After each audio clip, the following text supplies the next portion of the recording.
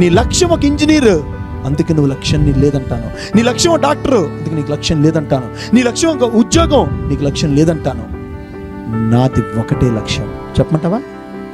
ఎవరైనా చెప్పగలరు? ఇప్పుడు నేను ఫస్ట్ చెప్పాను, I'm a true human being. నేను నిజమైన మనిషిని. That is my target. నేను నిజమైన మనిషిగా బతకాలి. నేను నిజమైన మనిషిగా బతకాలంటే నేను నిజమైన మనిషిగా మరికొంది మనుషుల్ని బతికించాలి. నేను నిజమైన మనిషిగా బతకాలంటే నేను నిజమైన మనిషిగా మరికొంతమంది ప్రాణాలు నిలబెట్టాలి. నేను నిజమైన మనిషిగా బతకాలంటే నా చుట్టూ ఉన్న ప్రతి ఒక్కడు ఆనందపు సాగరంలో ఉండేటట్టుగా చేయగలగాలి. నేను నిజమైన మనిషిగా బతకాలంటే వాడికి ఆనందం ఇవ్వాలంటే ఎవరి దగ్గర ఏది ఉంటే అదే ఇవ్వగలం. ఏటీఎం కార్డు లోపల డబ్బులు, ఆ కార్డులో అకౌంట్ డబ్బులు లేకపోతే ఎంత గీకి నా చేతికి రక్తాలు తప్ప ఎలా డబ్బులు రావో, అలాగే మనం నిజమైన మనిషిగా బతకాలంటే మన లోపల ఆనందం ఉండాలి. మన లోపల ఆనందం ఉండాలంటే మన లక్ష్యం ఏంటో తెలుసుకోవాలి, మన స్వప్నం ఏంటో తెలుసుకోవాలి, మనం ఏం సాధించాలో తెలుసుకోవాలి. మనందరం ఏం వాళ్ళు తెలుసా? ఇంజనీర్లకా, డాక్టర్లకా, ఉద్యోగస్తులకా, మంచి భర్తలు అవ్వండి, భార్యలు అవ్వండి, లేకపోతే మంచి తల్లిదండ్రులు పిల్లవండి, అన్నిటికంటే మించి మంచి మనిషిగా మారితే దాన్ని మించిన లక్ష్యం ఇంకోటి లేదు.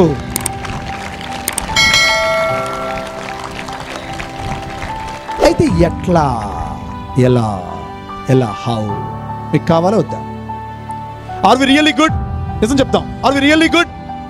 Yes, we are good. Sometimes we are good. Sometimes we are not good. చెప్పాలి. Sometimes we are good. Sometimes we are not good. ఏమట్లా? Because కారణం ఏంటి తెలుసానన్నా? మనకి ఒక ఫ్రేమ్ లేదు, ఒక స్ట్రక్చర్ లేదు, ఒక ఫోకస్ లేదు. ఉదయం ఎంతకు లేస్తామో మనకి తెలియదు, రాత్రి ఎంతకు పడుకుంటామో మనకు తెలియదు, ఎప్పుడు టచ్ స్క్రీన్ ఫోన్ పట్టుకొని పావుతామో మనకు తెలీదు, ఎప్పుడు పుస్తకం పట్టుకొని తీస్తామో తెలీదు, ఎప్పుడు నిరంతరం కూడా మనం చెప్పే టీచర్ని తిట్టుకుంటూనే ఉంటామో తిట్టుకోకుండా ఉంటామో మనకు తెలీదు. అమ్మ ఏరా చదువుతానో, చదవకపోతే ఎలారా అంటే ఎందుకు మాలు తినేస్తావు అని ఎప్పుడు అంటామో మనకు తెలియదు. నిజంగా చెప్తున్నాను boss, we have no targets. నువ్వు మంచి మనిషి అవ్వాలంటే ఫస్ట్ నువ్వు జీవితంలో ఎదగాలంటే ఫస్ట్ ఒదగాలి. నిజం, ఇది గుర్తుంచుకో. ఎవ్వరు కూడా దీన్ని అలక్ష్యంగా తీసుకోవద్దు. మీరు ఏది సాధించినా సాధించకపోయినా ఫస్ట్ ఆఫ్ ఆల్ మన లైఫ్లో నేనేమనుకున్నా తెలుసా? ఫస్ట్ నా 3వ క్లాస్ చదువుతున్నప్పుడు నాకు ఐ ప్రాబ్లం వచ్చింది. చాలా జాగ్రత్తగా వినండి. ఐ ప్రాబ్లం వచ్చింది. ఇలాంటి కండిషన్లో నేను ఏదైనా సాధించగలను. ఫస్ట్ నాకు ఎప్పుడు కూడా ఉండేది, నేను డాక్టర్ అవ్వాలి. బట్ నాకు డాక్టర్ అయ్యే అవకాశం లేదు. నిజం, అవకాశం లేదు. విజన్ లేని వాడికి ఎవరికి డాక్టర్ సీట్ ఇవ్వడు, ఎంబీబీ సీట్ ఇవ్వడు. I'm a blind person. అంటే అప్పటికి నాకు విజన్ ఉండేది. స్లోగా రెటినైటిస్ పిగ్మెంటోసా అనే డిసీజ్ వచ్చి స్లోగా నా 15 ఏళ్ళకి 16 ఏళ్ళకి 17 ఏళ్ళకి మీ వయసు వచ్చేసరికి పూర్తిగా నా దృష్టి అంతా జీరోకి వచ్చేసింది. That means I'm completely blind.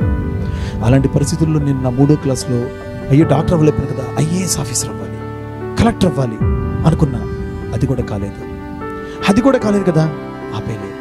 నేను అప్పుడు ఏమనుకున్నానంటే, ఓకే డాక్టర్ అయినా జీవితాలను నిలబెట్టగలడు, కలెక్టర్ అయినా జీవితాలని సేవ చేయగలడు. నేను ఏదైనా నేను ఒక బస్తాలు మోసుకున్నా, లేకపోతే ఒక హోటల్లో కనీసం చెప్పలు కడుక్కున్నా, లేకపోతే నలుగురికి ఏదో చెప్పుకున్నా, ఒక టీచింగ్ చేసినా, ఏం చేసినా నేను ఈ ప్రపంచానికి వెలుగునవుతాను. I will be the light to this world. ఏ వెలుగైతే నా కళ్ళల్లో లేదో ఆ వెలుగుని నేను ఈ ప్రపంచంలో కొన్ని వేల మందిలో, లక్ష మందిలో నింపుతాను అనుకున్నాను. దట్స్ వై ఒక ఎలిమెంటరీ స్కూల్ ఉపాధ్యాయుడిగా నా 2000 సంవత్సరంలో నేను స్టార్ట్ చేసినప్పటికీ, ఎలిమెంటరీ స్కూల్ ఉపాధ్యాయుడిగా నా యొక్క వృత్తి కార్యక్రమాలను స్టార్ట్ చేసినప్పటికీ, 2005లో ఒక స్కూల్ అసిస్టెంట్గా చేసినప్పటికీ, 2012లో ఒక హెడ్ మాస్టర్ అయినప్పటికీ కూడా అక్కడితో ఆకుండా ఓకే ఇది నా వృత్తిపరంగా ఉద్యోగపరంగా వచ్చింది కాబట్టి నేను కొంతమంది పిల్లలకు మాత్రమే నేను ఇన్స్పిరేషన్ కలుగుతున్నాను, ప్రపంచానికి ఇన్స్పిరేషన్ అవ్వాలంటే ఏదో చేయాలని చాలా త్యాగాలతో చాలా శ్రమించి love all and serve all, అందరినీ ప్రేమించాలి, అందరినీ సేవించాలి ఒక అద్భుతమైన సేవా సంస్థ పెడితే, ఏ డాక్టర్ అయితే ఎంతమంది ప్రాణాలు నిలబెట్టగలడో, ఏ ఐఏఎస్ ఆఫీసర్ అయితే ఎంతమందికి సేవ చేయగలడో, ఏ బాగా కోటీశ్వరుడు అయితే కొన్ని 100 మందికి ఎట్లాగైతే ప్రతిరోజు భోజనం పెట్టగలడో, అలా ఇప్పటివరకు 2200 మంది 300 మంది ఉన్నటువంటి వాలంటీర్ల కార్యకర్తల సహాయంతో సుమారు 875 సేవా కార్యక్రమాలతో సుమారు 75 లక్షల రూపాయలు వ్యయించే ఈ శ్రీకాకుళంలోనే కొన్ని 4000 నుంచి 5000 మంది లబ్ధిదారులకి మనం సేవ చేసి ఉపయోగపడేటువంటి స్థాయిలో ఉంటే నేను అనుకున్న లక్ష్యాన్ని చేరనట్ట.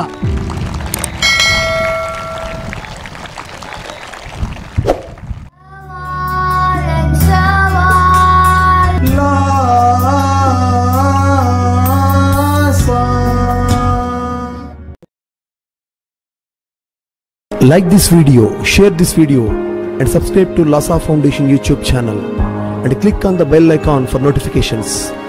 Do write your valuable comments and suggestions in the comment box, and ask for more new videos on which subjects you want. Support Lhasa Mission.